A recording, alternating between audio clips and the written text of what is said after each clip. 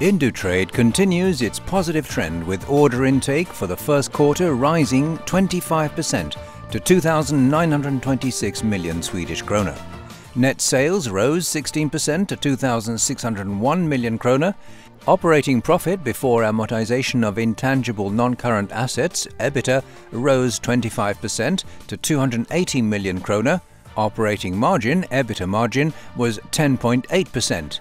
After-tax profit increased by 31% to 165 million Swedish krona, and earnings per share grew 31% to 4.13 krona.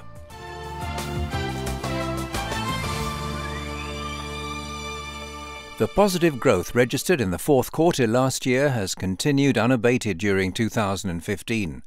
Net sales rose 16%, order intake increased 25%, while operating profit registered a 31% growth figure. All that is further evidence of the strength of Indutrade's business model.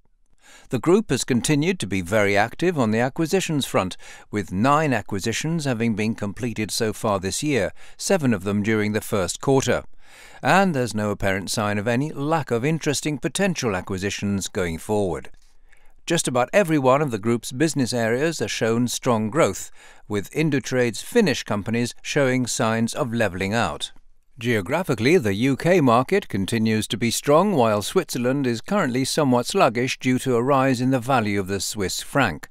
This is causing some customers to turn to other markets. Indutrade's CEO, Johnny Alvason, has joined us now. What are your comments about the first quarter? Totally, it was very good. I must say, most of the business areas made a better result than last year.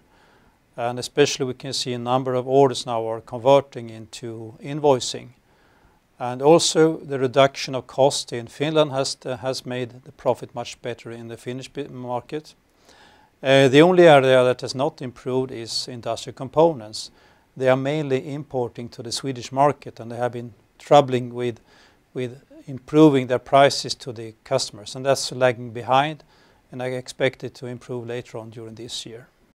The order intake reported by HP Valves, one of your larger companies, could be described as no less than fantastic, while net sales have remained low.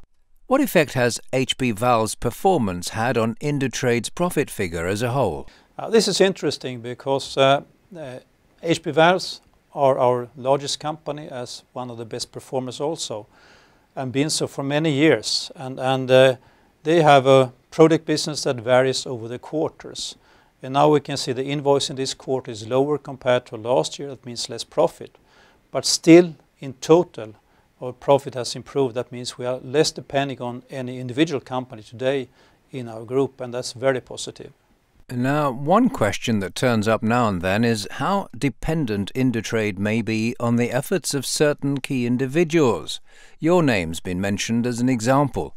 How do you view this issue? Well, I think there's been a focus on very few persons from the general market, that means from the share market. And we are today 4,800 people within Indutrade, and we are 13 people in leading positions, where we are responsible for a number of companies, both in Sweden and abroad, and all are working with those acquisitions. So I think we have a large team now to run the future of Indutrade.